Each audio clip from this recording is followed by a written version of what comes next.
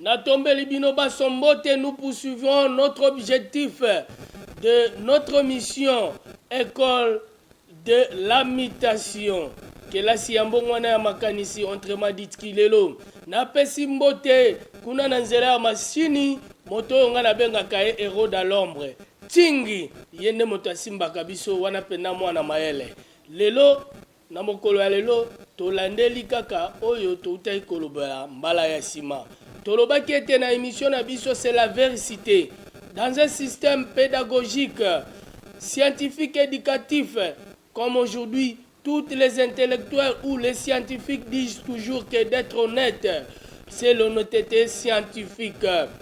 C'est la révolution. Demain, ça serait la commune. Et notre émission, nous allons commencer toujours à analyser tout autour de cet ouvrage. Paradoxe africaine, hier n'est pas aujourd'hui, ni le lendemain, mutation, la vie c'est l'amour. Nasina ebisaki bino tina ya likambo ya ouvrage oyo lelo tozali kokende na ndenge tosukaki na esika wana bino bato bomesana kolanda biso tosukaki na esika tokolimbola po ete tolinga tokota na kati ya premier chapitre touti koleka na kati ya introduction oyo ete elekaki biso kuna tozalaki na initiation à la mutation nde tolandaki na kati ya introduction lelo tokokota na kati ya mutation oyo tokokende na premier chapitre po ete tolanda yango tomekana nukolimbola ndenge tosukelaki esika ya introduction tosukelaki na bisika moko quelque part tangu tobandai kolobela ba makambo nyonso oyo esalami na nzela ya bakanisi na nzela ya pensée na nzela ya bandoto moto apekisa o ndoto na yo te nayebi ke ndeko moko pa yembaki ndoto ne elati nzoto ndoto na yo elata nzoto po ti lelo bato mosusu bakoloba mwana mboka père ingénieur Gervais Munganga aza kaka na barêve eza nde bobangi bino bato bokolota ndoto bokobanga koyebisa biso boyebisa biso bandoto na bino boyebisa biso pe makanisi na bino botalisa biso pe makanisi na bino na nzela ya telefone na nzela ya singa banimero na biso ezali wana oyo alingi kobenga biso azali na besoin rejoindre biso yo moto ya mayele ovandi kaka na ndako to ovandi na mosala kolanda biso benga biso soko ozali na makanisi okopesa yaka bolongola kobanga eloko eza na biso bobangi moto azali na bobangi asalaka eloko te wana makanisi malamu yaka kopesa biso baapport toyeba ndenge nini ya kodeveloppe société na biso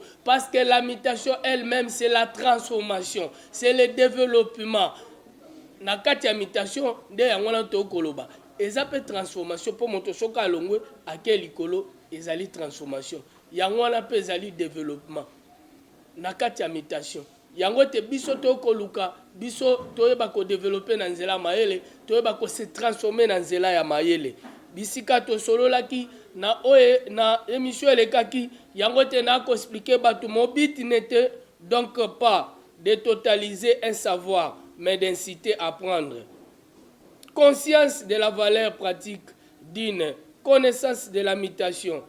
Ceci ne pouvait s'obtenir qu'en tenant compte des rêves, des songes, d'imagination, des visions, des inspirations, des idées, de pensées et des réflexions, qui rendaient possible cette connaissance et cette pratique.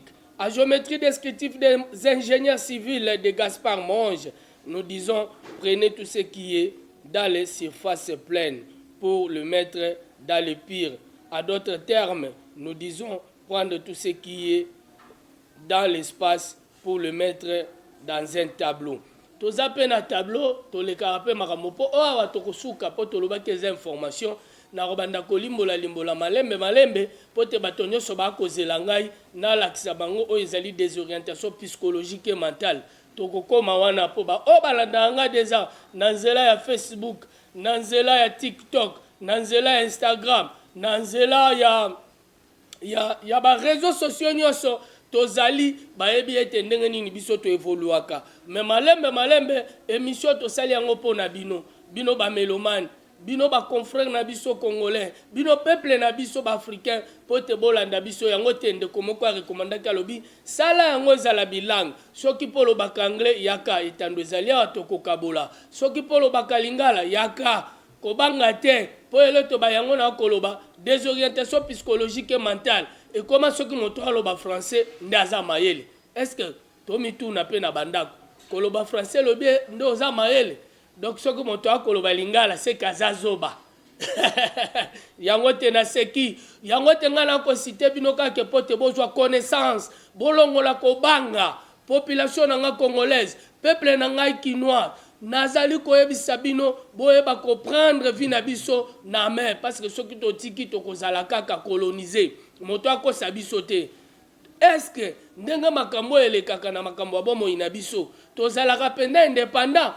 Bino bomituna bino moko ba question pote na koyebisa bino par rapport ya ba makambo tokomona. Est-ce que réellement si nous sommes indépendants, tozali un état indépendant souverain wana na makomi mekati na misala côté quelque part toza na ba imposition ebele ndenge ba ko agresser biso ndozo mona imposition ya guerre autant bazoloba toza na guerre tantôt balobi na bino rébellion. To expliquer ngo peka na buku oyo tokokoma wana na mama na likambo yango te na lobi nga na ye na ngai te po soki tosala nini me nalingi kaka te na saisir bino po boyeba comprendre connaissance ya valeur pratique ya mutation oyo ezali na nzela barêve ezali mpe na nzela bandoto na nzela mpe ya makanisi ndenge monji ya moko alobaki tokende na espace yango nde tobengi yango voyage astral.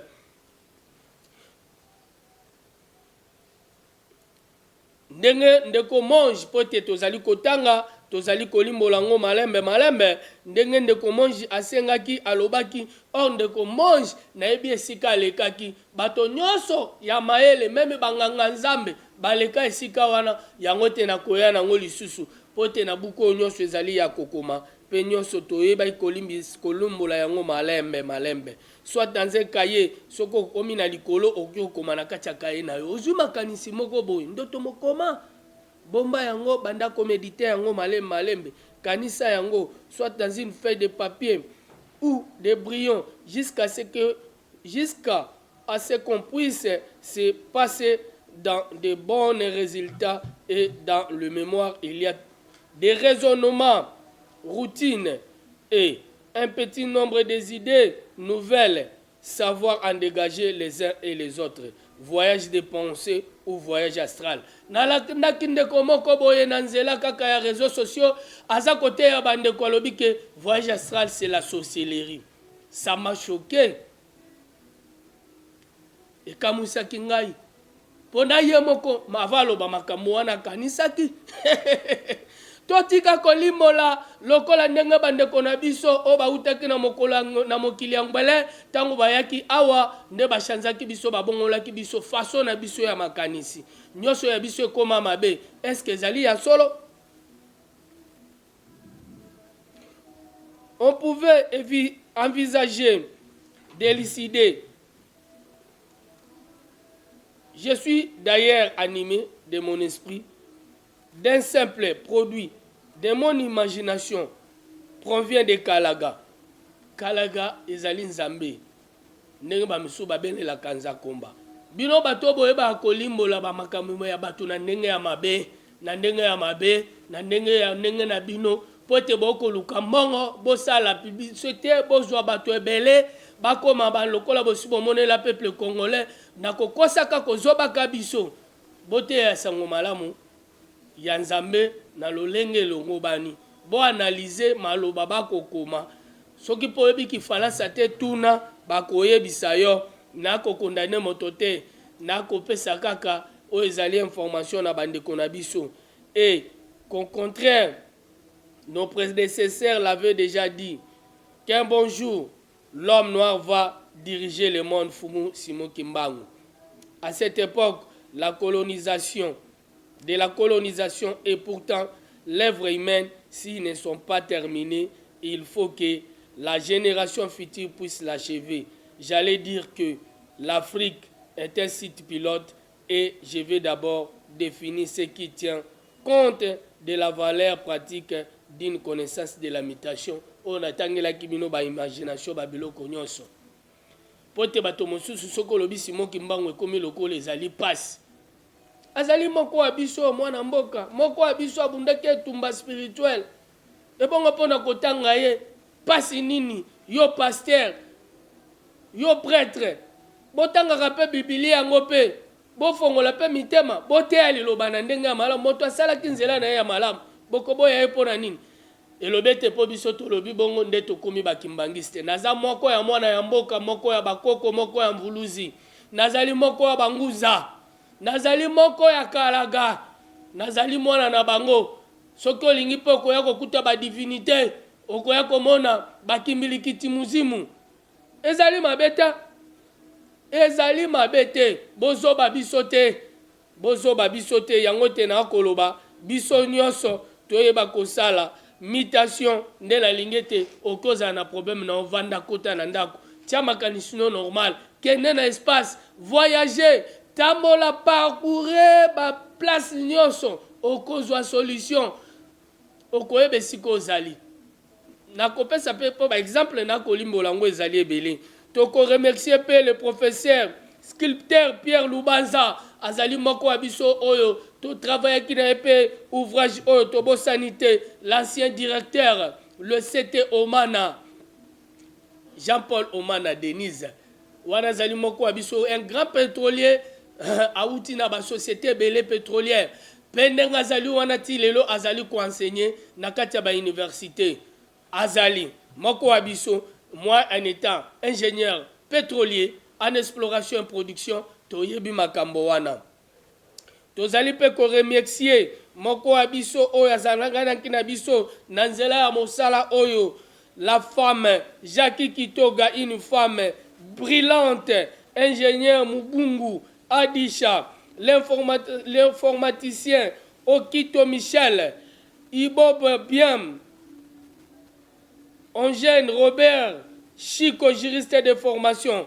Fernando Akwakwelu, Mireille Nzinga Simba, Fifi Awezai Lusumba, ma grande sœur, Sulutani Mwami Jean Soumaïli Kalinde, notre chef de groupement Misisi, à Kinshasa, Pasteur Jado Mukuna, pour te tanto kolobela bato musuba ko kanisa soki obenini, to na ba pasteur belé na vanda na bango na solo la kina bango, pour te to sala, buko boko mona e ezubiso 6 ans mobimba. Monsieur Israël Mbo, biso to benga kaye mingi papa Mbo politologue, Dadi Kalolo Melo, les membres et cadres de Live Mapendo, tous ces mythes, les amateurs passionnants qui, pendant 6 ans, l'ont fait exister.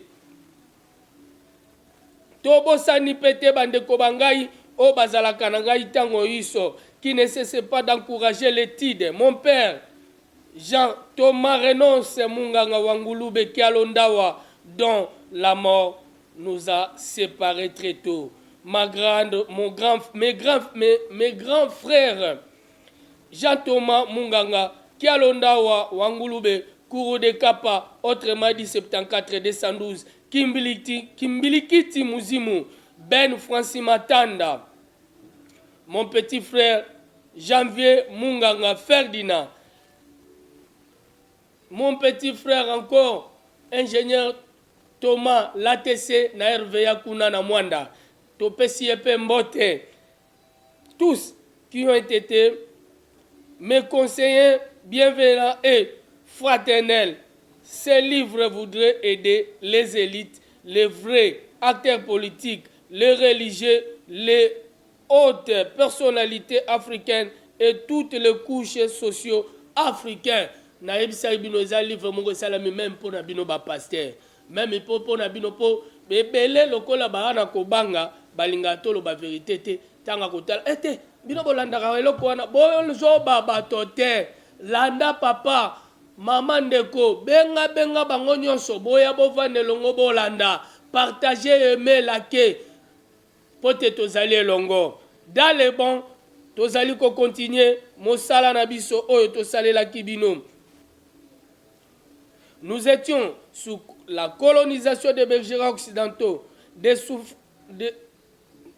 oui, je répète, nous étions sous la colonisation des Belgérats occidentaux, compte tenu des souffrances, l'esclavagisme, l'exploitation de l'homme par l'homme. À cette époque, des déportations de nos ancêtres congolais et africains aux endroits inconnus, aujourd'hui est bien identifié, tels que par exemple les États-Unis. Bokokuta bandeko na biso kuna na États-Unis bazali, baope bautaki na Congo bazali, baope bautaki na Brazza, bautaki na Gabon bazali, po bautaki nde awa. En effet, les bergers occidentaux voulaient une arme que nous appelons tous aujourd'hui l'Afrique, mais ils ne savaient pas comment le manipuler. Ils n'ont pas pu en protéger la gâchette, et comme la sûreté était ouverte, ils se sont tirés sur eux-mêmes à cause du pouvoir du peuple, tant spirituel divin qu'ancestral, dénommé à Kikongo Kodia. Biso benga pouvoir ezan Kodia, tuna ba Kongo Kodia ezalaki loko moko boyi ndenge toyebi bapesi na famille po te yo sunga moto nyonso.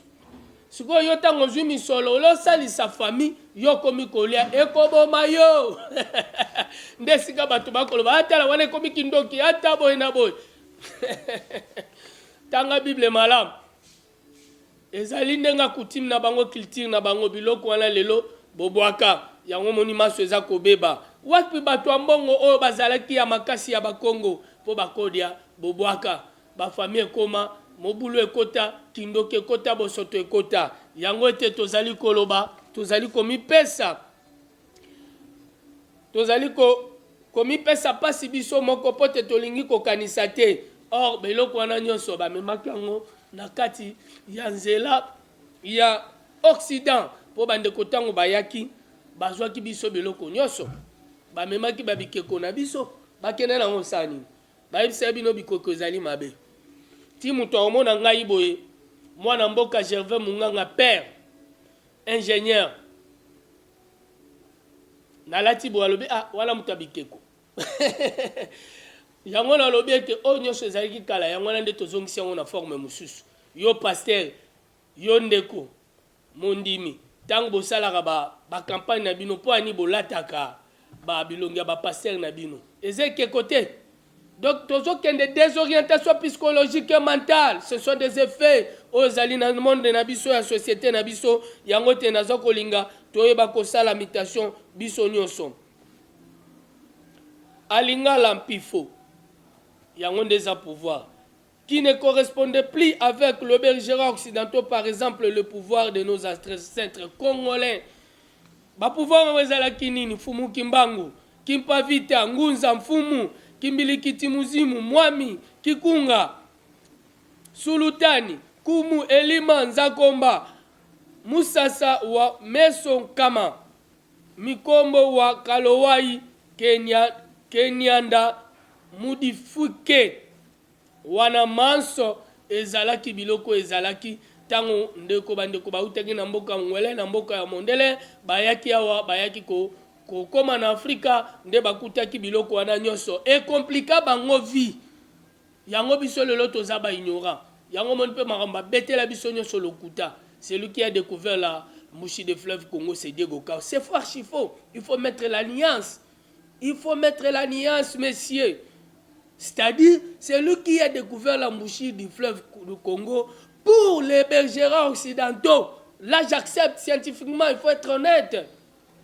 Mais si vous nous dites ce qu'on nous a enseigné, tant qu'on a installé dans mon développement, il n'y avait pas le développement de la classe auto. Après, tant que a commis na makambo mosusu. Vers les années 1990, nos ancêtres africains se sont révoltés contre nos colonisateurs et réussiront à mettre la fin à la colonisation. C'est ainsi que notre pays, la RDC, accédera à son indépendance sous la roulouette de révolutionnaires comme Joseph Kasavubu, Emery Patrice Lumumba, Bolikango et d'autres, qui après l'indépendance, le premier deviendra le premier président de la République démocratique du Congo. Voilà Tolobeli Kassavovu. Les pionniers de la révolution père de l'indépendance, Émerice Patrice Lumumba, l'héros national, deviendra le premier ministre pour la première fois en RDC aujourd'hui. Après 64 ans des indépendances en Afrique, le continent tarde à démarrer son développement intégral. Toujours à l'arme, la réalité nous conduit à nous poser plusieurs questions.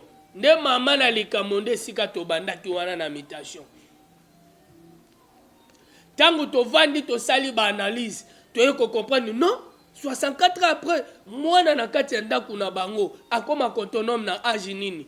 À l'âge de 18 ans, on peut même ajouter en Afrique par rapport à 20 ans. Mais à l'époque de nos ancêtres, ils avaient déjà moi la commune à 12 à 13 à 15 ans. Abandi déjà makambo. Mais nous sommes mabunga. Mabunga. La première question est celle-ci. Il y a plus de 20 siècles qu'on a découvert l'Afrique et ses problèmes sociaux humanitaires. Pourquoi ceci ne cesse-t-il pas? Ma problème, ça pas ici la raté. Oui, tu as vu que balobi passe à moto ici la raté, mais tu stabilises à rappeler côté moko boy po permis. Est-ce que bakino ba ko vivre? Mboko etoni na kita ebele, toza na nyonso. Yo ko ebsanga toza nini? Parce que ngala yebi o eza na sous-sol ya mo kita ya mboka na biso. Je fais la faculté de mines, pétrole et gaz. Comprenez la quintessence de ce que je dis. D'ayebi, je peux interpréter notre sous-sol. D'ayebi, biloko nyonso ezali pe bisika nini. Yo moto yebi tenga na biso place bo eloko bo ezalaka. Place bo eloko ezalaka. Tozali na misolo ebele po ani te tolelaka kaka. Yango te okomona kita ya moko ekokende libanda bakobundisaka biso. Allez yo vandi okangi maboko baloba te. Benga bandeko banso tozali elongo dans les bons. Partagez, aimez cette émission. Laquelle yebisa bandeko. Parlez pour na imitation.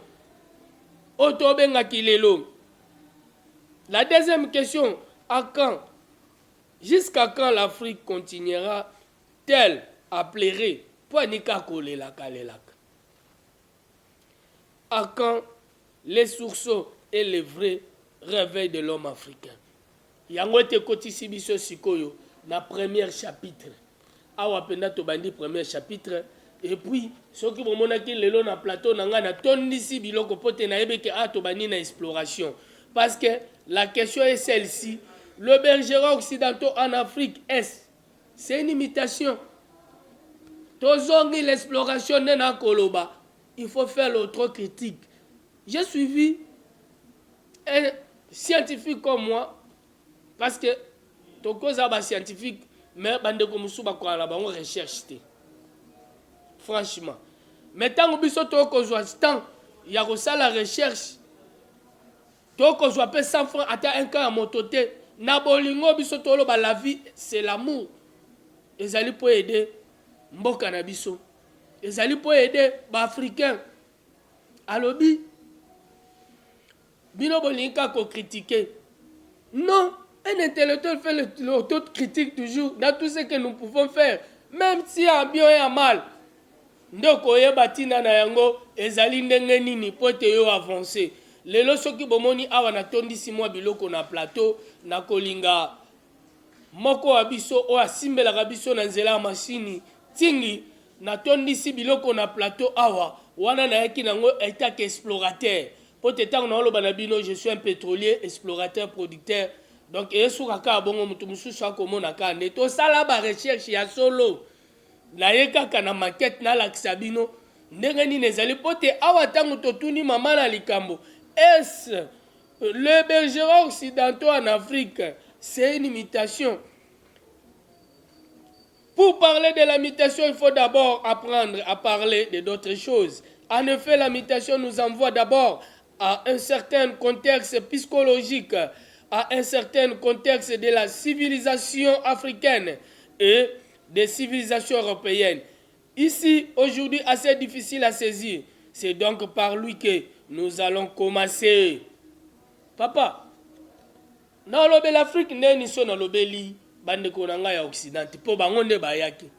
Bango nde baye kokosa biso to lobi yango na lingala ba kosa biso. Po nyonso to kosala nga ba désorientation psychologique et mentale. Soki na bina lingo na limbola yango be na lingala eza pena bazoba biso na makambo mosusu. Na pesa bino fe moko. Po bomona ke bazoba ki biso. Na kobanda kotangela bino malembe biso tolingete biso nyonso tozwa conscience pour l'homme comme autonome Africa telema Africa alamuka awa nde tobandi mama na likambo. Essayez d'être banal, c'est-à-dire rester proche de nos vies quotidiennes. Cette réflexion peut être bien menée ensemble puisque nous les connaissons bien. Parlons de nos ancêtres africains qui vivaient de la chasse, de la pêche, des cultures de champs ou de la garde des troupeaux. Face aux Européens qui viennent en Afrique se baladant à grand maître. Boana, bato batanga bingo bakomaka batanga ba ouvrage ba yebi. Cette comparaison entre l'homme africain et l'homme européen, où les colonisateurs, les bergerons occidentaux, des décideurs frappent l'observateur actuel. Nous allons voir pourquoi cette comparaison est si frappante. Oui, ngata ngosta la ngope ne déranger ngai et déranger ngai ngo monete et tindi bisoto loba paradoxe. Yango mona ke ngala bino pe to koloba langage mon côté. Mais na suka nango eza révolution po bokolanda ka biso. Point 1.1. L'Afrique générale et la RDC en particulier connaît bien le phénomène de la colonisation qui a laissé dans la mentalité des biens africains l'énorme prestige qui conduit à ce jour à la croissance démographique de l'Afrique. Pourquoi tant des Européens viennent-ils en Afrique et viennent-ils s'impliquer toujours à nos problèmes? Nos raisons se rangent à 3 catégories: l'instauration de la démocratie, le développement, le travail.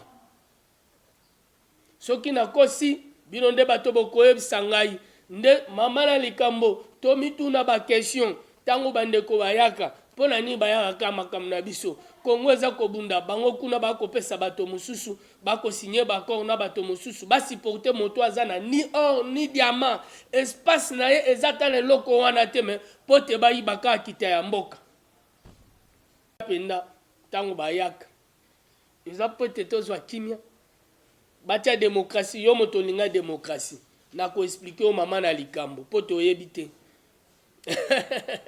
quelque part awanga na lobi la démocratie c'est une dictature auprès des minoritaires parce que la loi de la démocratie c'est la majorité. Or bino boza majorité bolo balokuta bosa biso makamto sepelate bo belelaka c'est la démocratie biso toze belé tolo balangage moko papa boza mabunga. Wana faut kotanga Kadhafi livre vert natindi bino na buku wana pona nini toko kufa nzala pona nini Afrique eko développer te na bete raison na biso ba bien instauration ya démocratie po ezate fo démocratie côte ba misu ba koloba eza développement bandeko ba ya kotia biso maboko ba misu ba lo ba ko ya kopesa misala. Mais si je regarde le phénomène de près, tout en cherchant à comprendre nos valeurs culturelles, nos traditions à ce qu'il y a en Europe, sans doute j'ai constaté que nous la faisons de notre manière, cette démocratie. Nabandina encore répondre à liboso. Biso to sala ngo na lolenge na biso. C'est normal, il faut to sala ngo lolenge na biso. L'histoire nous révèle que le jour de notre indépendance, le roi Léopold II prendra la parole pour dire dans son discours, entre autres, ne soyez pas que l'acte de réforme, faites de votre moyen. Veuillez être unis, ne vous divisez pas par le tribalisme. Maman nalikambo bokotanga bukute. Ngai na mongala, nalingi obe mongala, yo imoba moluba kaka moluba. Yo mokongo kaka mokongo, yo imoswahili kaka moswahili. Pona nini bongo? Soki kutu bandeko bayaki bayebisi biso mboko ezala ya koshanzaka biso ba texte te. Changement ya moto ezali na mentalité na ye, na pensée na ye. Nde esika moto akomaka malamu. Et lelo tokomi boye, lobi tokomi boye. Lelo tokomi boye, lobi tokomi boye. Où allons-nous? Ngaite moto na lobaki yango. Voilà, roi Léopold de Mukolo akopesa indépendance. Ba discours na ye, paragraphe wana nde biso tozwaki. Le Congo à cette époque comptait seulement 16 diplômés universitaires. Par contre, il y avait déjà plus de 600 prêtres congolais pour leur propre intérêt. Et nous pouvons dire que les Européens ne viennent pas toujours en Afrique pour instaurer la démocratie. D'ailleurs, l'historien congolais, le professeur Dr Eli Kiambokolo, devant Jean-Marie Kassamba, dans une émission JMK Today de Télé 50 en direct sur le thème faire de l'alternance une opportunité de corrosion et réveil, s'exprimer à ce terme. Nous avons raison de rigoler quand on dit la démocratie est née à Athènes. En même temps, à Athènes, les Grecs ne sont pas des démocrates. Peut-on croire que les deux exemples si hauts occultent les réalités d'une non-démocratie? La mort de l'ancien premier ministre congolais Maurice Patrice Lumumba, la mort du président libyen Kadhafi. Tango la démocratie. Toko di mayango. Netina ya likambo to bande komituna. Awa na nukuto simi mama na likambo te poto kokende malembe. Ezali na no ebandela. Po ete to kokende malembe. Po ete to la kisabino tina ya buku o tango to koloba imitation. Yo ko sala autocritique te yo mototanga. Osa maître avocat, osa médecin, aux économistes, aux sciences pro, aux relations internationales, aux gestion douanière financière, aux sciences et ingénieurs. Papa, to ça l'autocritique pour totanga ki kelasi pambate.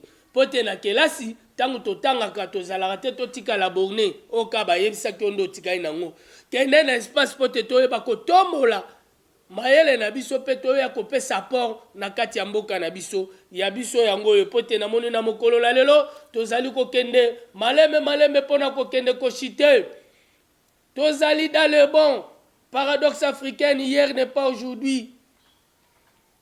Ni le lendemain, mutation, la vie c'est l'amour. Nde ouvrage oyo biso to kolobela. Tozalika tout autour, yakati ouvrage oyo, mwana mboka, père, ingénieur, je veux munganga, akomela kibiso peuple congolais, akomela kibiso ba africain.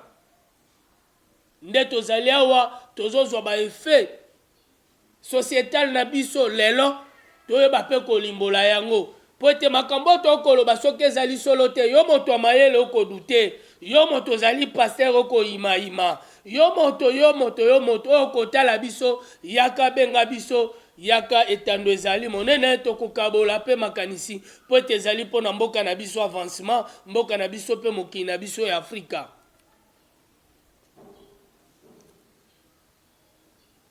Jusqu'à présent, la RDC de Maurice Patrice Lumumba continue à voir mourir des milliers de sa population à l'est du pays à cause de la dotation divine.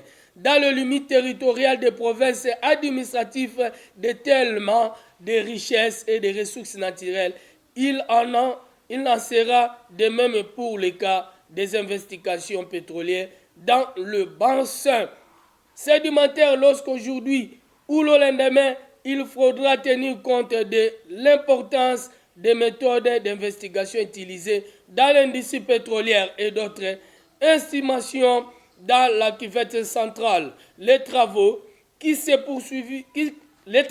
poursuivent en amont ou en aval dans le bassin côtier, c'est pour résoudre l'étape de déclin dans le seul endroit où on exploite du pétrole et du gaz en RDC. Malgré le fait que le pays n'est pas encore parmi les pays producteurs de cette ressource naturelle. Toza na pétrole na batanga biso ngote batanga pe biso ngote to sepeli mingi na mwana mboka ministre hydrocarbure mololo no sakombi na babiloko azokoela biso bavena pe babakamo mosusu aza kokende kosala to pesi ye malongonia a continuer bongo metango moko pe balukaka pe ba pétrolier ba bureau d'études batina nango ezala nini ezaka obino boyebi to pesi pembela parce que bureau d'études ya live mapendo pe azali ba numéro na biso ezali affiché tozali ba pétrolier tozala ba catégorie ya ba ingénieur nyonso wana to ko analyser ba fait na lolenga pe mosala boki koloba to salela bino nyonso wana ezaka pour avancement ya kita mboka na biso. Avant de donner l'importance des investigations utilisées dans l'industrie pétrolière, il est utile de définir tout jugement d'or noir est un lieu privilégié où se déroule une suite d'événements favorables, convenablement répartis dans l'espace bien ordonné, dans le temps qui est une mutation et une intimement liée à l'histoire géologique d'un bassin sédimentaire. La recherche des roches-mères, roches-réservoirs, roches-couvertures, des pièges et la définition des processus de migration va nous concerner avec la reconstitution paléogéographique et stratigraphique du bassin sédimentaire. Depuis 1885, Dupont a considéré que la rivière congolaise est une large turbulence Kiv-Bol. C'est un système de lois d'altitude. En 1880 à 1894, Corneille a défini la cuvette centrale comme une masse de sédiments correspondant aux sédiments non métamorphiques. Formation au-delà des lignes cristallines. Le bassin était différent de bassin hydrogéologique. Il a reconnu qu'il était possible d'avoir le pétrole. Corneille. 1911. Le terme bassin du Congo est international pour la mémoire de vaches. 1935. Aujourd'hui, la cuvette centrale présente des pressions Bolchap, Eva 1957, Rowell, etc. En 1990, Dali. Et en 1991-92, la correction des cas d'immature, la stratigraphie, la structure et le potentiel du pétrole dans la cuvette centrale et par ECL. En 1888, Lorenzo et Makanzu avec Dali, etc. En 1992.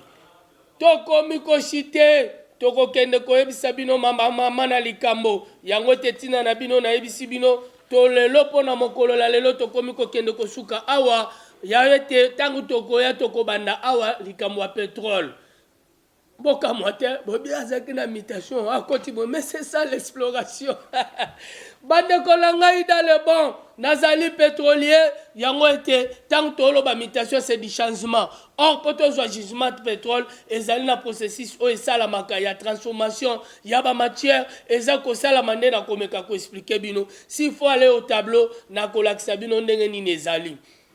Pona mokona lelo, tokomi na suka. Bokolanda biso na ba émission oyo kolanda biso bozala branché scotier benga bandeko banso to jale longo dans le bon partagez aimer émission oyo yango te to kene na kita ya nzela ya mbongwana ya makanisi oto ko benga école d'imitation entraînement dit lelo na nzela émission wana ndete to kolobela tokolakisa bino biloko tozali nango nayebi te ndeko wa biso moko wa biso le roi de l'ombre tingi ntango akozwa ngo na nzela machine akolakisa bino neni yango ezali me tokolakisa bino nanu kaka makete ebongo ntango tokoya na émission mosusu nde tokoya koexplike bino awa tovandeli nanu makambo ya kita ya mboka na biso ezali mutation mpo te tozwa yango bokanisa te eyaki ka mbala moko eye ezwaka temps tokovandela nanu makambo ya jugement de pétrole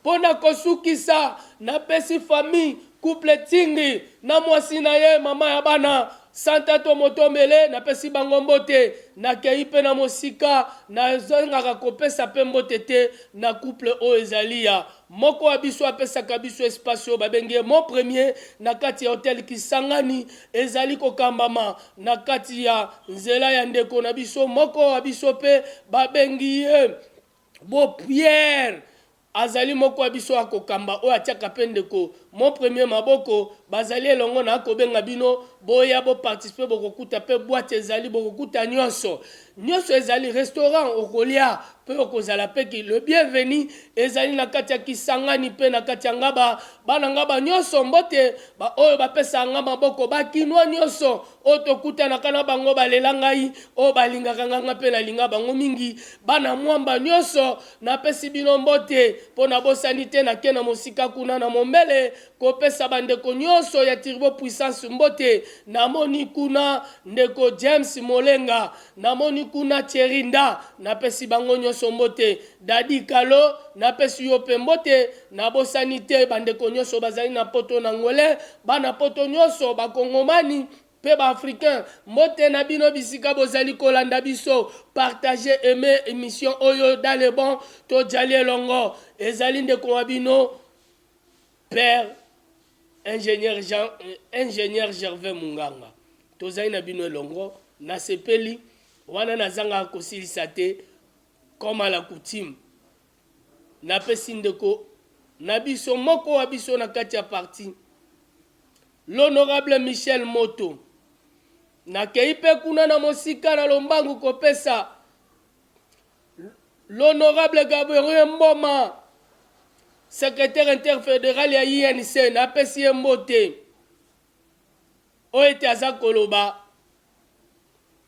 dans chaque parcelle moto moko fazala ya INC papa ozo koyima nini koyima te la politique c'était choix to kolobe la politique était maintenant kopesa ka obe mbote Kinshasa va consommer tout le monde va consommer Vital Kamerhe l'INC soki tembe na kati ya lopango na bino moto ya INC azate seke oza jololo boyi jololo lopango mobimba bokebele soki moto azate boya na ye na lombango na kati ya live mapendo ezali oyo ezali kosunga biso yango ezalaka etiaka biso maboko napesi bandeko nyonso mbote colonel Ngongo na bosani ye te na mosika esika azali na mosala napesi ye mbote napesi moto ya kotia vila Kinshasa na kimia nyonso Général Kilimalimba ya pesi kimia na kati ya vila Kinshasa napesi bandeko nyonso na ba station nyonso ba cadre pe ba konzi nyonso ba ministre nyonso mbote